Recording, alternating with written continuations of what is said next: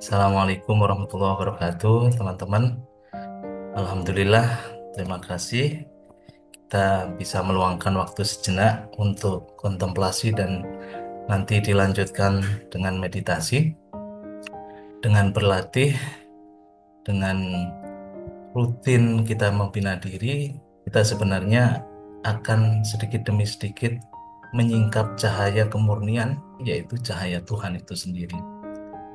Jadi kita perlu mengapresiasi diri kita luangkan waktu sejenak, entah itu berupa meditasi, zikir, chanting, ataupun kontemplasi terkait dengan menyadari hakikat diri kita, itu akan semakin menambah cahaya itu semakin berbenar, semakin menerangi batin kita. Malam hari ini saya ingin sedikit sharing sebelum nanti akan dilanjutkan meditasi oleh Sradama ataupun Kak Cika. Kalau kemarin kita sudah mendengarkan sharing Kak Cika tentang membina diri, praktis, eh, pada malam hari ini saya ingin lebih mengokohkan tentang praktis itu dengan sebuah pemahaman bagaimana kita bisa membedakan apa itu kesadaran dan apa itu pikiran.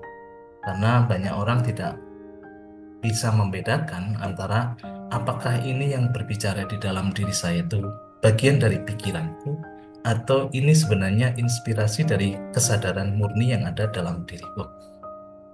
Malam hari ini kita akan belajar tentang mind and consciousness, pikiran dan kesadaran.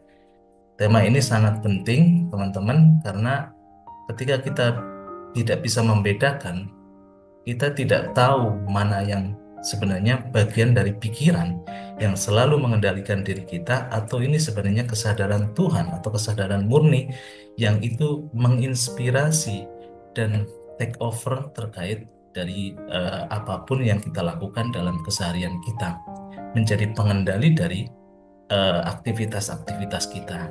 Ini penting. Dalam beberapa quote saya ambil dari Rig Veda, dari Alkitab maupun Al-Quran, dikatakan, when alone is the dawn beaming over all this, it is the one that severally become all. Dalam Rig Veda itu dikatakan, ketika fajar itu menyingsing, seorang diri di atas segalanya. Seorang diri itu maksudnya hakikat. Ia adalah satu yang menjelma menjadi segala sesuatu. Jadi diri yang dimaksud atau the self yang dimaksud di sini adalah Tuhan. Jadi ketika cahaya itu hadir, segala sesuatu kemudian tercipta, segala sesuatu akhirnya menjelma. Di dalam Veda, diri disebut di situ sebagai sebuah kesadaran, yaitu kesadaran Tuhan. Dalam Alkitab Yohanes ayat 11 itu dikatakan, awalnya adalah firman, dan firman itu ada bersama-sama dengan Allah. Dan firman itu adalah Allah itu sendiri. Jadi firman dalam Alkitab juga dipahami sebagai kesadaran. Nah, makanya nanti kita bedakan mana itu kesadaran murni atau kesadaran Tuhan, mana ini merupakan pikiran individual dari diri kita. Satu lagi dari Al-Quran, surat Yasin ayat 82 itu dikatakan, yang Arabnya, innama amruhu idza arada syai'an ayyakula lahu kun fayakun. Sesungguhnya perintahnya, amarnya, ketika dia menghendaki sesuatu, hanyalah dia itu berfirman kepadanya, kun, jadilah, maka terjadilah itu. Perintah, kita melihat sebuah perintah. Nah, perintah itu tentu berasal dari sebuah kesadaran. Nggak ada perintah yang tidak berasal dari kesadaran. Dan kita harus benar-benar eh, ke dalam diri kita, menanyakan ke dalam diri kita, setiap perintah yang kita lakukan ke dalam diri kita, pengen melakukan ini, melakukan itu, perintah itu berasal dari kesadaran di dalam diri, atau itu merupakan perintah dari pikiran kita. Kalau kita mengkaji surat Yasin, di ayat tersebut, terjadinya segala sesuatu kun fayakun itu merupakan perintah dari kesadaran yang tertinggi, yaitu kesadaran Tuhan.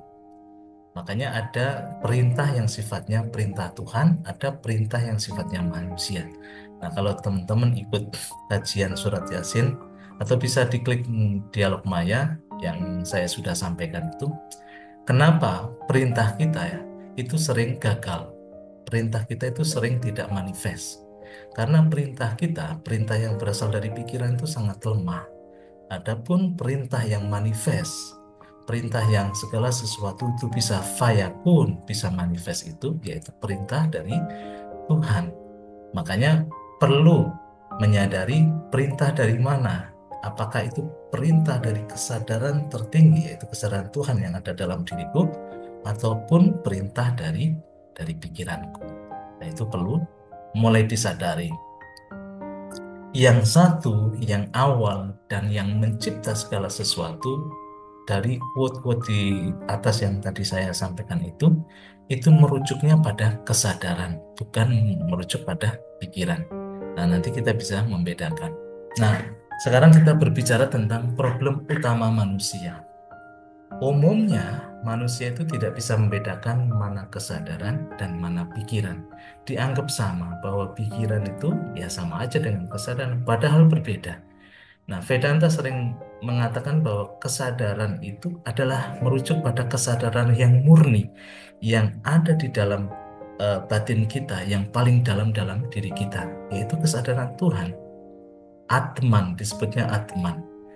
Sang diri, sang sadar itu sendiri, yang dimana dari kesadaran itu tercipta semua diri kita, yaitu pikiran kita kemudian tercipta, kemudian sampai tindakan-tindakan kita itu kemudian tercipta. Nah, berbeda dengan orang-orang zaman sekarang, atau kita sebut sebagai orang modern, yang menumpukan diri atau eksistensinya itu pada pikiran, bukan pada kesadaran. Ini diilhami oleh seorang filsuf modern yang bernama René Descartes, yang mengatakan cogito ergo sum. Aku berpikir, maka aku ada. Jadi eksistensi dirinya itu disematkan pada pikirannya. Ketika aku menggunakan pikiranku, maka saya menganggap bahwa aku di situ ada. Nah, ini berbeda dengan Vedanta atau berbeda dengan filsafat tradisional mungkin ya, yang mengatakan bahwa sumber eksistensi diri kita, sumber diri kita itu berasal dari kesadaran yang tertinggi, yaitu kesadaran Tuhan. Tapi kalau orang sekarang nih, ya kita-kita nih juga terkena sindrom cogito ergo sum, yaitu mendasarkan kesadaran itu pada pikiran, bukan kesadaran Tuhan. Nah, apa dampaknya? Nanti dampaknya itu banyak sekali. Nah, pikiran itu terkait dengan kecerdasan, bukan kesadaran. Kalau kesadaran kemarin merujuk apa yang dijelaskan oleh Mbak Jika itu, nah kesadaran itu sebenarnya sudah ada, semua potensi, all potensi. Jadi semua potensi ilahiyah yang ada di dalam diri kita itu sudah tertanam, sudah ada. Tugas kita itu tinggal bagaimana mengasah dan mengeluarkan potensi itu. Nah, ini beda banget ketika kita berbicara tentang pikiran. Nah, pikiran itu dihasilkan, bukan semuanya sudah ada, tapi melalui latihan, itu kemudian melalui berlatih atau melalui data-data yang kita masukkan, akhirnya pikiran itu kemudian terbentuk. Contoh versi mutakhirnya, pikiran itu disebut sebagai intelijensi kan. Sekarang ada yang namanya AI, Artificial Intelligence. Semakin mesin itu kita masukin banyak data, semakin canggih, semakin pinter. Nah, pikiran kita juga kayak gitu. Nah, semakin banyak informasi yang kita serap, semakin kita itu pinter. Tapi problemnya, apakah kepintaran itu menunjukkan sebuah eksistensi diri kita? Tidak. Tiba-tiba ketika orang itu lupa ingatan, tiba-tiba kayak kecerdasannya hilang semua. Apakah berarti diri dia itu hilang? Kesadaran yang di dalam diri dia itu hilang. Nah, ini menjadi perdebatan. Kalau orang modern menganggap bahwa kalau kecerdasannya hilang, berarti diri dia juga hilang. Padahal nggak seperti itu. Potensi ilahiyah, ketuhanan itu sebenarnya tetap ada. Walaupun secara pikiran, ketika kita lupa atau pikiran itu kemudian pikun, itu tidak menghilangkan kesadaran yang ada dalam diri kita. Nah, imbasnya atau efeknya ketika kita mendasarkan diri kita pada sebuah kecerdasan pikiran, atau kita sebut sebagai mendasarkan keberadaan eksistensi kita pada pikiran, maka ada banyak hal atau banyak efek. Kalau pikiran itu cenderung gelap, pikiran itu cenderung uh, tidak ada sinar atau tidak ada cahaya dari kesadaran Tuhan, maka pikiran itu justru akan mengendalikan diri kita. Contohnya sekarang banyak sekali orang-orang yang mengidap yang namanya penyakit mental. Orang dikendalikan oleh depresi pikirannya. Jadi pikiran yang benar-benar sibuk, pikiran yang kemudian membebani, itu yang akhirnya mengendalikan diri dia. Akhirnya dia depresi. Nah, ini karena orang-orang sekarang itu mendasarkan dirinya pada pikiran, bukan pada kesadaran murni atau kesadaran Tuhan yang ada dalam dirinya. Banyak lagi contohnya anxiety, gangguan yang namanya kecemasan, ketakutan. Itu sebenarnya adalah pikiran, bukan kesadaran. Lagi-lagi ya, perlu dibedakan pikiran sama kesadaran. Ada yang namanya burnout syndrome. Kayak pikirannya itu udah ngehang gitu kan, udah kebakaran gitu kan. Karena dia paksa. Pikiran kan ada limitasinya, ada yang namanya batas-batasnya. Ketika sudah melebihi batas, maka ya tadi ngehang gitu. Anak-anak sekarang bilangnya kayak gitu. Ada namanya nomophobia, no mobile phone phobia. Nah, karena melekat terkait sama apa yang kita sebut sebagai HP, gadget, dan yang lain-lain, orang-orang sekarang pikirannya itu cenderung sedikit-sedikit cek status, sedikit-sedikit ketergantungan terkait HP itu tidak bisa lepas. Ada fobia tersendiri. Nah, ini pikiran. Obsessive Compulsive Disorder, OCD, cemas yang berlebihan, insomnia, NPD, Narcissistic Personality Disorder, bipolar, dan yang lain-lain, itu kalau kita mendasarkan diri kita, keberadaan kita bergantung pada pikiran. Jadi pikiran pengendali diri kita. Makanya hati-hati teman-teman, kalau menyikapi hidup didasarkan pada pikiran, bakal yang terjadi itu seperti itu.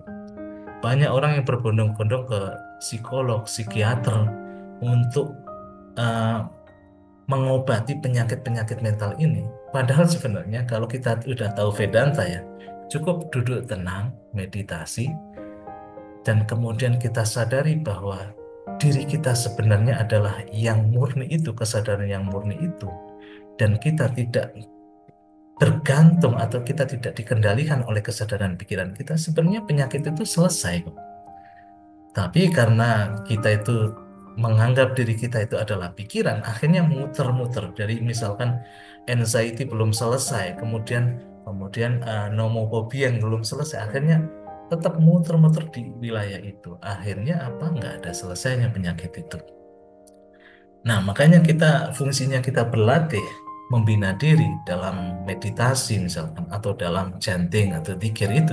Sebenarnya kita lambat laun itu meredakan kebergantungan kita sama pikiran dan mulai menyadari bahwa yang hakiki dalam diri kita itu kesadaran murni itu, bukan pikiran itu sendiri. Nah, itu yang perlu dicatat. Nah, Vedanta ngasih ilustrasi menarik ini, teman-teman, bahwa dalam diri kita itu diilustrasikan sebagai kereta yang kemudian ditarik oleh kuda, dan di situ ada yang namanya kusirnya. Nah, ini sebuah simbol yang sangat menarik karena ini sebenarnya diri kita sendiri. Nah, kalau teman-teman familiar dengan film Mahabharata itu, di situ ada Krishna yang mengendalikan kereta, ada 5 kuda. Terus kemudian kereta itu bisa melaju karena ada pengendali yang murni, yaitu Krishna. Nah, simbolnya adalah kereta ini, simbolnya adalah tubuh. Jadi tubuh kita itu seperti kereta yang kita bawa kemana-mana. Nah, kereta itu tidak bisa jalan sendiri. Yang menjalankan siapa? Yang menjalankan adalah kuda-kuda itu. Ada 5 kuda. Nah, kuda ini simbolnya adalah indera kita, 5 panca indera. Kemanapun tubuh ini mau digeret kemana-mana, itu indera lah yang sebenarnya yang kemudian menggeret tubuh kita. Misalkan mata kita lagi ngelihat apa, diskon gitu kan.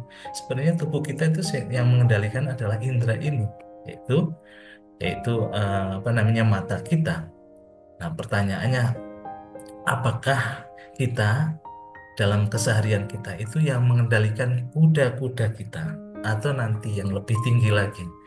Nah, kalau kita dikendalikan oleh panca indera ini, itu seperti ya hewan, binatang. Jadi apa yang dilihat itu apa yang kemudian didekati dan kemudian diraih, pengennya seperti itu. Nah, ini Vedanta mengajarkan kita bahwa kita bukanlah panca indera, kita bukanlah tubuh.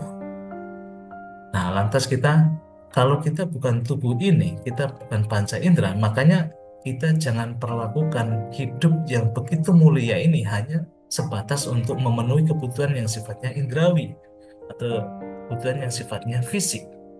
Itu akan benar-benar menghinakan diri kita. Nah, yang kedua, ternyata indera atau kuda-kuda ini ternyata bisa kita kendalikan. Melalui apa? Melalui namanya ada tali penghubung. Nah, tali penghubung ini yang saya kasih warna merah itu simbolnya manas, atau kalau dalam bahasa Inggris disebut mind atau pikiran.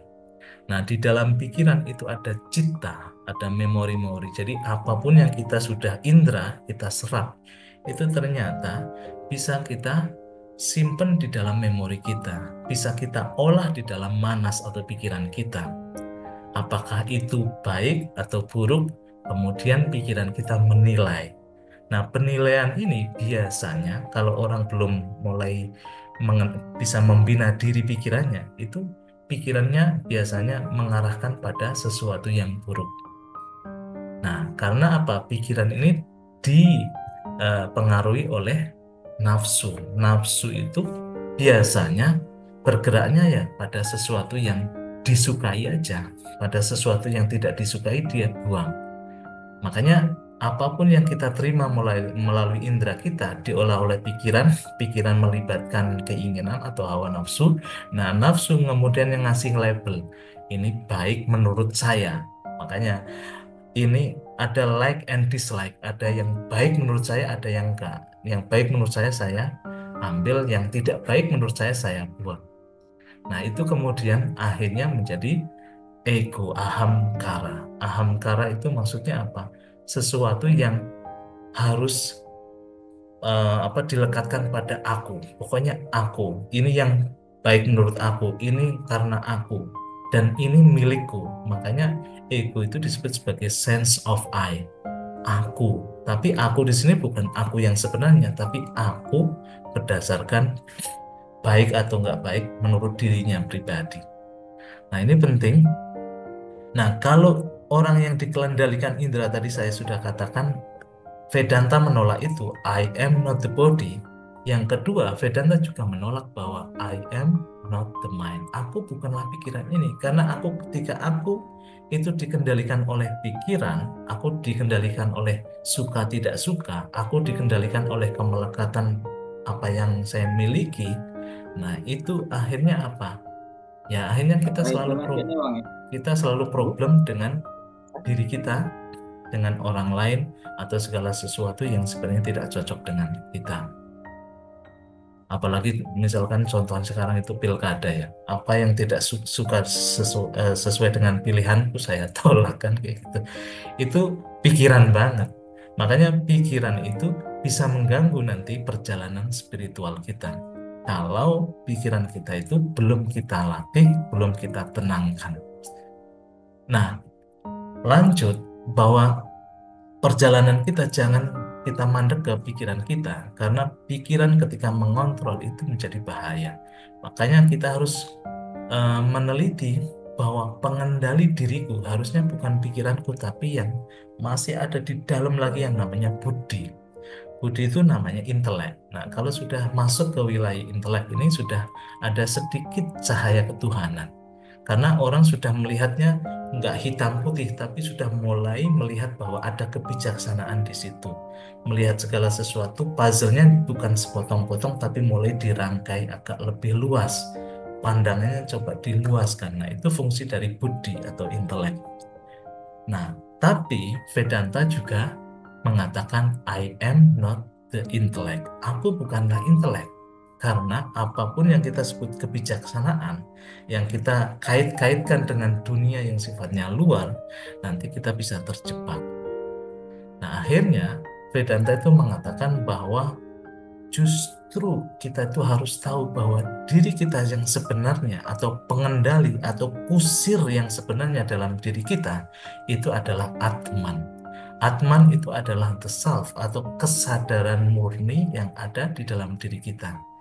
Jadi ketika kita menjalani kehidupan ini, itu harusnya yang menjadi kusirnya, yang harus menjadi pengendalinya itu adalah Atman. Yaitu kalau dalam diri kita itu hati kita. Istafti kolbak. Nabi Muhammad mengatakan gitu. Kalau ada urusan apapun, jangan tanya pada pikiranmu, jangan tanya pada intelekmu, tapi tanyakan atau konsultasikan segala sesuatu itu melalui kolbak, hatimu. Nah, ini kan sebenarnya apa yang disampaikan dalam Vedanta ya sama aja apa yang disampaikan dalam Islam maupun tradisi-tradisi yang lain. Maka ini hati-hati. Jadi jangan samakan kesadaran consciousness itu dengan mind, pikiran. Karena kalau kita menyamakan, akhirnya kita terjebak. Jadi yang memerintah, yang menjadi pengendali, yang menjadi kusir di dalam kereta tubuh ini, maupun indera ini, pikiran ini, intelek ini harusnya consciousness, kesadaran Tuhan, kesadaran murni yang sebenarnya hadir ada di dalam diri kita. Nah, permasalahannya nanti adalah bagaimana melewati, karena kita masih banget terikat dengan indera ini. Indera ini kayak semacam menjadi jendela kita yang pertama kali membuka kita terhadap dunia. Biasanya orang itu terikat dengan inderanya, makan, minum, aktivitas seksual dan sebagainya itu kan terkait sama indera. Jadi 5 indera itu. Nah, halangan kedua adalah pikiran. Kalau pikiran itu belum jernih, belum murni, masih banyak ombak-ombak pikirannya masih belum tenang, itu juga kita masih terjebak di sini. Kemudian sedikit lebih luas lagi di intelek. Manusia juga dengan ego intelektualnya, kadang-kadang kalau yang spiritual merasa lebih suci atau lebih intelektual atau lebih pintar dari ini, itu menjadi penghalang juga. Makanya Vedanta mengatakan Tattvam Asi, you are that. Kamu adalah kesadaran murni itu yang ada di dalam dari lapisan-lapisan batinmu itu. You are the Atman. Kamu adalah Atman. Kamu adalah percikan dari nur ilahi atau ruh Tuhan itu sendiri. Nah, semoga analogi ini bisa membantu teman-teman untuk, oh iya, ada lapisan-lapisan di dalam diriku. Nah, selanjutnya adalah setelah kita tahu peta atau ilustrasi diri kita harus tahu bahwa ternyata pikiran itu menjadi salah satu penghalang kita itu bertemu Tuhan atau penghalang spiritual yang paling utama setelah tubuh, setelah indrawi. Karena kebanyakan orang misalnya dengan puasa atau dengan berbuat yang baik secara fisik itu dikira sudah perbuatan baik. Enggak. Kadang-kadang perbuatan baik itu kita bisa klaim kok. Oh karena aku, oh karena jasaku, oh karena dan sebagainya. Nah itu letaknya di mana? Letaknya di pikiran. Nah makanya pikiran itu menjadi penghalang spiritual yang luar biasa. Karena apa? Karena satu, pertama, pikiran itu menjadi sumber dualitas. Dualitas itu maksudnya ada dua hal yang saling bertolak belakang. Pikiran selalu menilai ini baik, ini buruk. Tapi baik buruk bukan sesuatu yang objektif, enggak. Tapi baik buruk yang dilekatkan pada aku. Baik menurut aku, buruk menurut aku. Dan ego. Dan itulah sumber dari pikiran. Makanya kalau kita belum bisa mengontrol dualitas pikiran ini, kita akan terjebak. Dan kita tidak akan bisa sampai pada diri kita yang murni. Yang kedua, nature-nya pikiran itu terikat pada duniawi. objek-objek yang pernah kita saksikan itu indah menurut kita atau itu buruk menurut kita, kadang-kadang itu sulit sulit kita itu melupakannya. Kita itu nempel gitu. 10 tahun misalkan kita benci sama seorang, kadang-kadang nggak bisa melepaskan itu. Kita suffering, kita benar-benar menderita karena itu. Begitupun ketika kita ekstrim mencintai seseorang, kita nggak bisa move on dari itu. Makanya keterikatan itu kadang-kadang kalau kita nggak bisa membina diri, melepas itu semua melalui meditasi, melalui pikir, itu akan mengganggu diri kita. Dan itu akan menjadi penghalang kita pada Tuhan. Yang selanjutnya adalah pikiran kita, nature-nya itu tidak bisa dikendalikan. Kalau belum mulai membina diri itu pikiran itu seperti monkey mind atau pikiran yang seperti monyet lompat sana lompat sini. Baru ngomongnya apa tiba-tiba tadi semenit kemudian ngomong yang berbeda. Baru sepakat kemudian tiba-tiba tidak sepakat, kan biasa pikirannya seperti itu. Nah, inilah kalau pikiran tidak kita latih dengan membina diri, pasti akan menjadi penghalang kita, penghalang terbesar. Dan kemudian pikiran itu pasti yang namanya ada ego, salah mengidentifikasi. Nah, pikiran itu kemudian memperkuat ego kita. Pikiran yang masih tadi belum bisa silent, masih lompat sana lompat sini, itu akan menjadi pendukung bagi ego. Nah, menciptakan rasa aku, ini semua karena aku dan ini semuanya milikku. Nah, ini kan akhirnya menjadi penghalang kita jalan ke jalan spiritual. Akhirnya menutupi identitas kita sebenarnya, yaitu atma, yaitu kesadaran murni dan identitas jati kita. Terakhir, bagaimana kemudian kita membuka diri atau membina diri agar kita itu kemudian bisa menemukan atau kita bisa membongkar jati diri kita. Satu-satunya jalan ya kita memang harus, kalau dalam Islam disebut ibadah. Ibadah yang membina diri. Melalui cara apa? Meditasi dan pengendalian pikiran. Dengan meditasi, kita itu pikiran yang awalnya tidak terkendali tadi, lompat sana lompat sini, itu akhirnya bisa minimal tenang. Tetapi dalam Vedanta, pikiran yang tenang itu bukan tujuan. Karena pikiran yang tenang itu baru step awal. Step selanjutnya yang harus kita benar-benar capai itu bagaimana aku menemukan diri sejatiku. Itu yang goalnya. Tapi kalau di Barat ini sudah menjadi apa namanya? Sudah menjadi praktek umum bahwa misalkan perusahaan-perusahaan menerapkan yoga, menerapkan meditasi itu biar produktivitas kerjanya itu meningkat. Ini ini beda dengan spiritual. Ini kan sekedar menenangkan pikiran biar produktif. Dan yang kedua itu kita selalu melakukan yang namanya atma vicara, introspeksi mendalam. Bukan untuk mencari-cari dosaku sebesar apa, kesalahanku seperti apa, tapi introspeksi ini atau kemudian tafakur atau kita sebut sebagai atma vicara ini, self inquiry ini menanyakan ulang siapa aku yang sebenarnya. Bukan untuk menanyakan dosa ya atau kesalahan dan yang ketiga, pembiasaan fokus pada Tuhan. Semua apapun aktivitas kita, intentionnya, fokusnya, niatnya itu harus kita arahkan kepada Tuhan. Baik itu sifatnya devotion atau bakti, kecintaan kita, giana atau pengetahuan kita, karma atau kerja-kerja kita, itu harus kita tujukan fokuskan hanya pada Tuhan. Kalau dalam Islam, apapun niatnya, pasti ujungnya kan lillahi ta'ala kan. Untuk fokus untuk Tuhan. Sebenarnya sama. Dan yang terakhir, menyadari kesadaran sebagai realitas utama. Bahwa aku, I am not the body, I am not the mind, I am not the intellect, I am Brahman.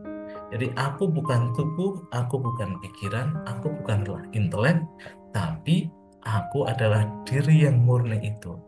Aku adalah percikan suci dari Ruh Tuhan itu sendiri.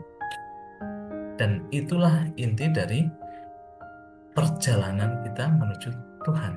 Maka mulai dari sekarang, mulai sadari bedanya antara aku sebagai kesadaran yang kemudian mengendalikan hidupku dengan pikiran yang mengendalikan diriku.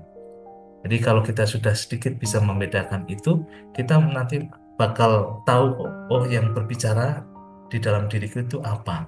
Misalkan sumbernya dari pikiran, misalkan sumbernya dari nafsu, misalkan sumbernya dari intelekku, misalkan sumbernya dari kebutuhan-kebutuhan tubuhku, itu bakal kita mulai mulai bisa clear, bisa membedakan. Kuncinya lagi-lagi adalah praktek. Kuncinya lagi-lagi adalah membina diri.